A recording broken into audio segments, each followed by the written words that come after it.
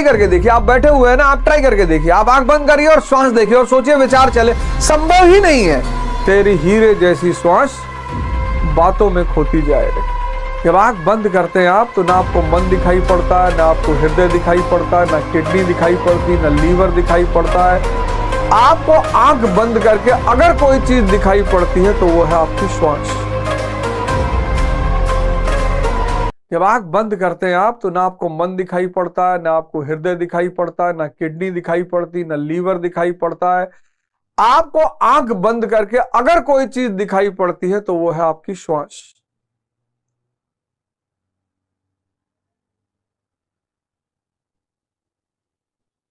तेरी हीरे जैसी श्वास बातों में खोती जाए रे। जब भी आप आंख बंद करते हैं, जब भी इधर आपने अपनी आंख बंद की, उधर आपको एक ही चीज दिखाई पड़ेगी, वो है श्वास। और जैसे ही आपको श्वास दिखाई पड़ेगी, मन रुक जाएगा। कितना प्यारा रिलेशन है ये संभव ही नहीं। आप ट्राई करके देखिए, आप बैठे हुए हैं ना, आप ट्राई करके देखिए, आप आंख बंद करिए और श्वास देखिए और सोचिए, विचार चले, संभव ही नहीं है। और विचारों से मुक्त होना है।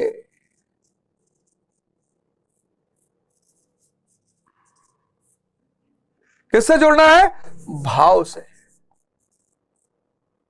भाव से जोड़ना है।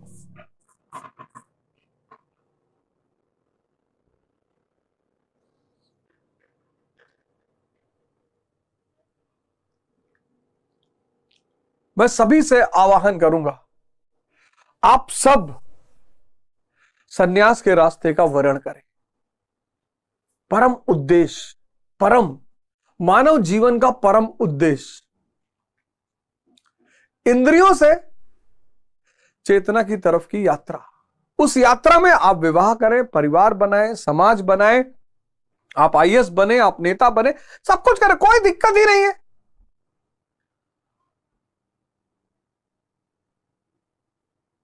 तो बुद्ध ने परिवार छोड़ा, कबीर ने थोड़ी छोड़ा, नानक ने थोड़ी छोड़ा।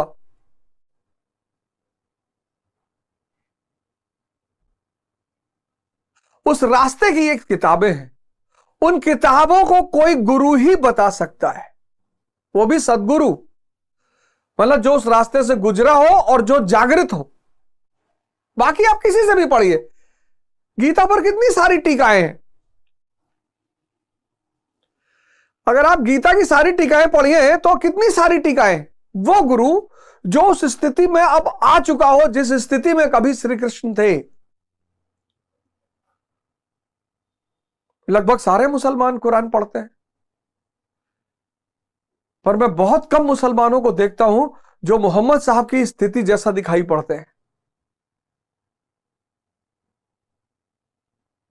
बहुत सारे सिख भाई हमारे हैं, बहन हैं, जो आदि ग्रंथ पढ़ते हैं, लेकिन जिस स्थिति में गुरु नानक जी थे,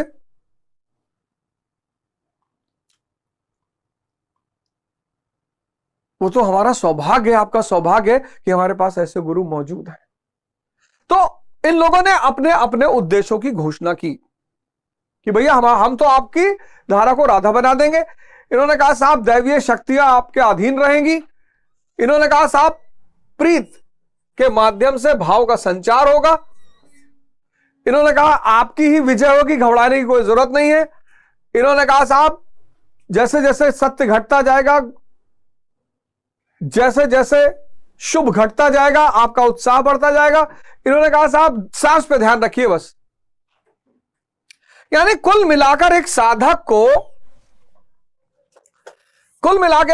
को इष्ट की शरण में रहना है। जब तक इष्ट नहीं मिल जाता उसकी पूर्ति गुरु करेंगे, फिर दैवीय शक्तियां, फिर प्रीति,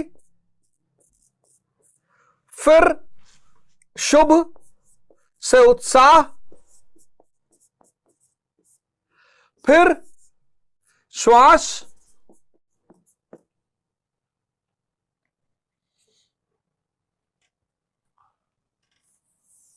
फिर धर्म। इन सारे शब्दों को उसे समझना होगा। इसीलिए धर्म जो है उसको मिस्टिक भी कहा गया है। साधुओं को हमने मिस्टिक कहा, रहस्यवादी, और धर्म को हमने मिस्टिसिज्म कहा।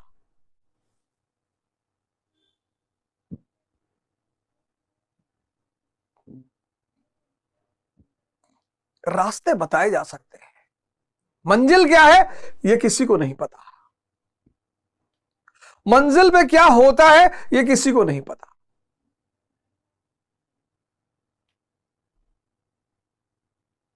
अब इसी क्रम में इतना जानने के बाद, इसी क्रम में जब आप आगे बढ़ते हैं,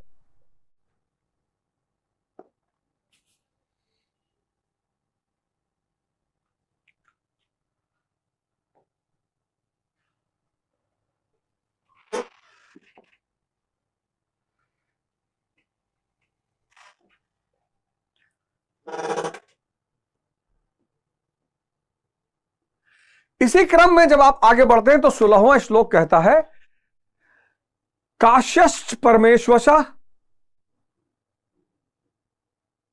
शिखंडी च महारथा।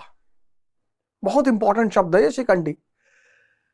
काश्यश्च परमेश्वशा शिखंडी च महारथा धृष्टद्युम्नो विराटश्च सात्विक पराजिता।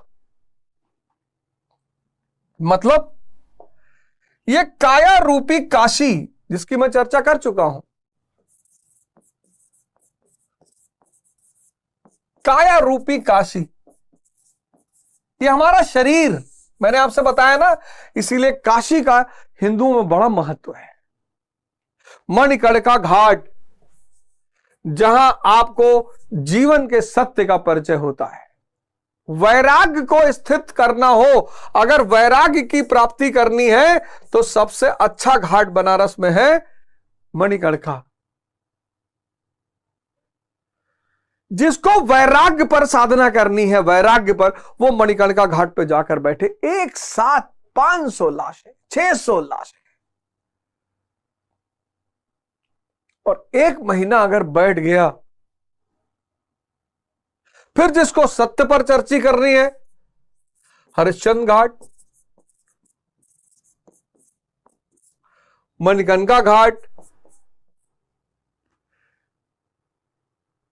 दशाश्वमेध, जहां 5 इंद्रियां 5 ज्ञानेंद्रियों की जीत की कथा बताई जाती हो, दशाश्वमेध घाट। इसीलिए बनारस घाटों का शहर है, काशी। यह शरीर ही काशी है।